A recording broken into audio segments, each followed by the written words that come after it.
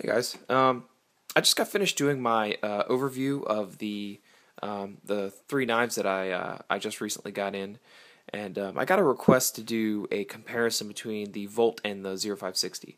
I'd kind of planned on doing a overview of all three of the knives eventually, but I figured I got some time, so I might as well go ahead and do the comparison. Um, so it's actually a pretty cool comparison. You've got two fairly similar knives, um, you know, in terms of their overall design, made by the same company, using similar materials. So it's actually a pretty cool comparison. Um, so I'll just go into it, and I've already done comparisons, or like I said, I've already done an overview of the 560. I've actually done an extensive. Not only have I done an overview, but I've also done a teardown. So I suggest you go check those out, because the teardown, I take the whole knife apart, and I show how to take it apart, as well as kind of what makes up the insides. I'm not going to do that with the Volt because the Volt is very, very basic in terms of exactly how it functions. There's nothing special about it, and I'll get into that a little bit. So right away we'll just go into some comparisons and some notes. So overall, the knives are actually a fairly similar size. The 560 has a bit of a bigger footprint, but surprisingly, when you compare the weight, the Volt's actually a lot heavier.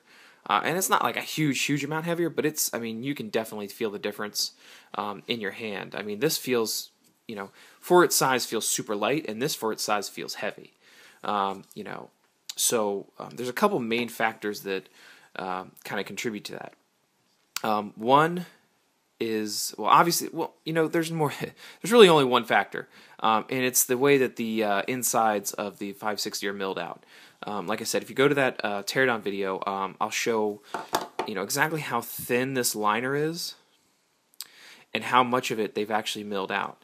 And again, I think if you can just check out, you can kind of see. Well, you can't really see, can you?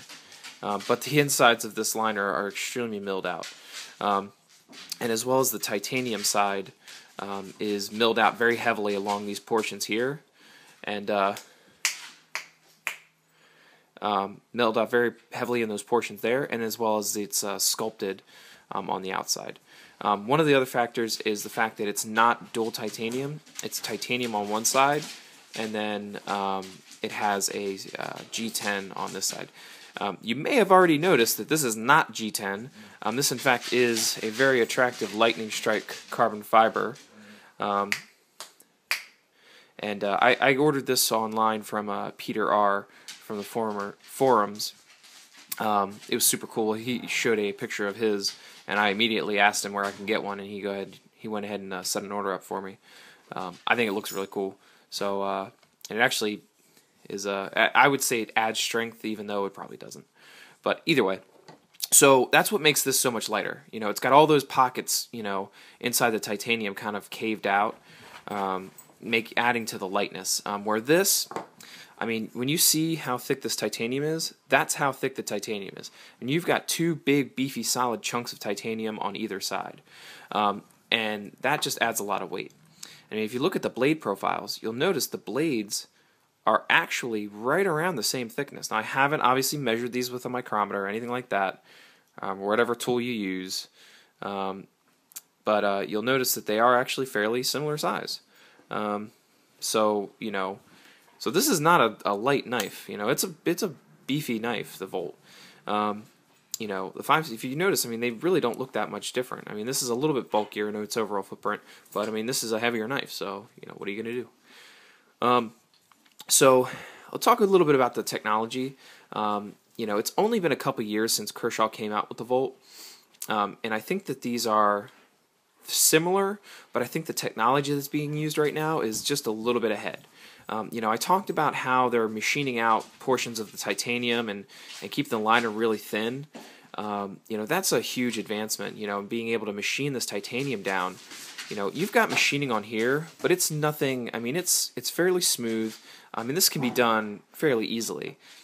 This is a lot more complex. There's a lot of ridges and dimples in this, and that takes a lot of time, a lot of energy, a lot of machining, and it adds cost and expense.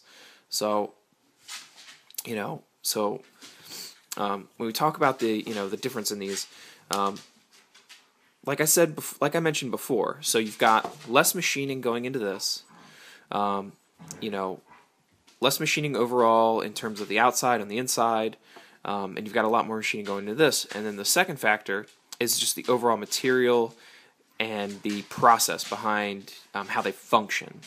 I'm just talking about function here. We're talking about form a little bit. Now we're going to talk about function.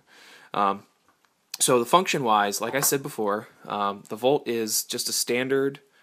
It's got standard bushings. If I open it, I open it like this, and it doesn't shake closed. It's not stiff. It's more hydraulic, and that's how folding knives pretty much are. I mean, when you buy a Chris Reeve, or if you buy something that's a titanium lock, most of the time it has either Teflon or phosphor bronze washers to aid in smoothness. But that being said, if you give this a good flick, it'll flick right open. Now the detent isn't strong. It's not super strong. I mean, it's got a little bit of a detent in there, enough that when you overcome it. But if I just push a little bit, not quite as hard, I mean I have to try to open this. Even if I just completely hold my hand completely still and flick it, I got to give it a really good flick before it'll come out. And that's fine. You know what I mean? That's not a huge deal. But then when you handle the 560 and you feel how effortless that this motion is, I mean, I don't have to think about it. You don't have to think about it. You just do it, and it does it, which is awesome. The KVT system, again, I urge you to go to my teardown to check out how that works. I mean, you'll see if I just open this knife a little bit, I mean, it doesn't want to stay open. It wants to move with gravity. I mean, it'll just fall wherever I go. And this isn't loose. I mean, this is tight. There's no play. Even right now, I can't wiggle it side to side. I mean, there's no side to side play at all. I mean, none. I could try and there's nothing there. So this is not loose. It's tight, but it's just so. I mean, it's air. I talk about. This is butter smooth. This is air smooth. It's almost as if there's nothing in between. I mean, if you see, if I miss the detent a little bit, it just falls right back down. I mean, it's so smooth and effortless. Where this is more kind of classy. If I open it up, I mean, I have to really shake it in order to get it to fall down. So you've got a lot of different technology that's been kind of developed for the 560. And I hope that, I've seen it, I've seen it with the Tilt, I've seen it with the 560, with the 777. I really hope I can get a 777. I didn't do a pre-order, and I'm kind of kicking myself for that. The technology is just going to keep moving Kershaw forward, and I think that they're just going to keep pushing ahead. They might, they are becoming a much stronger force, than they used to be. Obviously, they're most known for their value line. But I think if they put more focus into knives like this, I mean, they have some of the best quality. So I'll talk a little bit more about blade shape and overall. So again, this was designed by R.J. Martin. So it's got R.J.'s kind of signature, I guess it would be a drop point design. It's very familiar. Most people would be able to recognize it if they have any familiarity with R.J. Martin at all. He's got this kind of light thumb ramp. It's got some jimping on it. And the blade is, like I said, fairly stout. And it carries a lot of that out to the tip, which is really nice. And it's a really nice blade, and it's a really utilitarian. It's fairly straight, flat knife. I think it's very classy looking, as well as being, really effective. So I really like the way this is designed, the way it feels in your hand. I just think it sinks right in, and it's a really nice knife. And on the other hand, you've got this knife, which is designed by Rick Hinderer. So you've got, a R.J. Martin design knife, and you've got a Rick Hinderer design knife. The Hinderer ergonomics, it's a little bit different. You still got a fairly straightforward look, but I think anybody, again, if you're familiar with knives, you'll recognize Rick Hinderer's design. It's a fairly, you've got these kind of hard, this long sloping back with kind of this hard line back here. These the jimping down at the bottom with the single choil up top, and then the kind of forward pointing blade. This is almost, I guess you would call it a spear point, maybe, because they both, maybe a leaf almost. I guess if that swedge wasn't there, it would kind of look like a leaf. I don't know. I'm not up on my blade terminology. Sue me. But they're both really good. But I like the way that when you hold something designed by Rick Hinderer, it naturally wants you to point it down.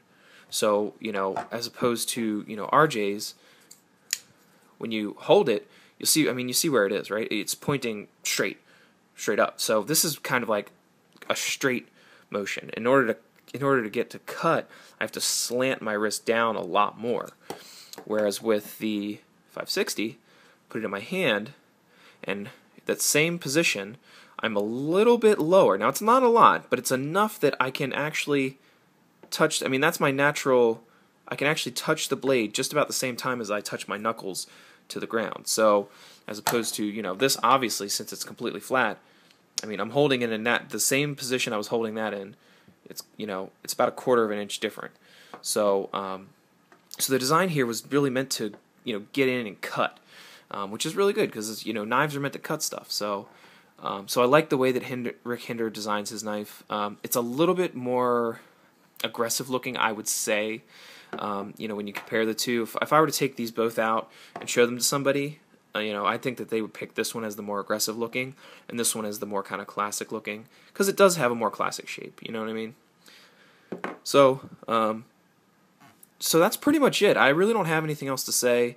They're different material. The blades are different materials. This is Elmax, which is a really good steel, but this is M390 and D2 composite, which is still a really good.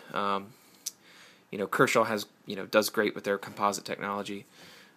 Overall, these are two really great knives. I love having them both. Two really great flippers, kind of different in terms of flipper. Oh, let me talk about this real quick. You'll notice one thing that is majorly different about the two. This has no thumb stud. This does have a thumb stud. And the thumb stud on this is used as the blade stops, whereas this has a traditional stop pin. So this has a traditional stop pin that's seated in the titanium, and it's both two titanium sides, and you've got the stop pin and the frame lock. Thus, you don't have a thumb stud, and RJ likes that. He doesn't, it looks more clean. I talk about that in a little bit of my last video. Whereas Mr. Hinderer does have thumb studs, and they're dual purpose. They will open the knife, and they act as thumb studs. I don't really have a preference. They'll both do the job. I don't think I'm going to have a problem with, breaking either one, because I don't stab rocks. But, two different ways of going about the same thing. They're both different, whatever I prefer. I probably prefer the thumb studs because I think it is a little stronger. So you've got dual-purpose thumb studs here. They don't get in the way. They're far behind. When I sharpen this, it's not a problem at all. I use a Lansky, so it's not really a huge deal. So that's another major difference. But other than that, I don't really have much else to say. If you can find a Volt, you should get it, because even if you pay a bunch of money for it, you could probably get your money back, just because they're so freaking hard to find. And same thing with the 560. Look how gorgeous these look together. Wouldn't you like to have these both in your collection? You do, so you should. Go out and find them. And if you can't, I'm sorry. So that's my video. Post a comment if you like it. Subscribe if you feel like it. If not, that's cool. And thanks for watching.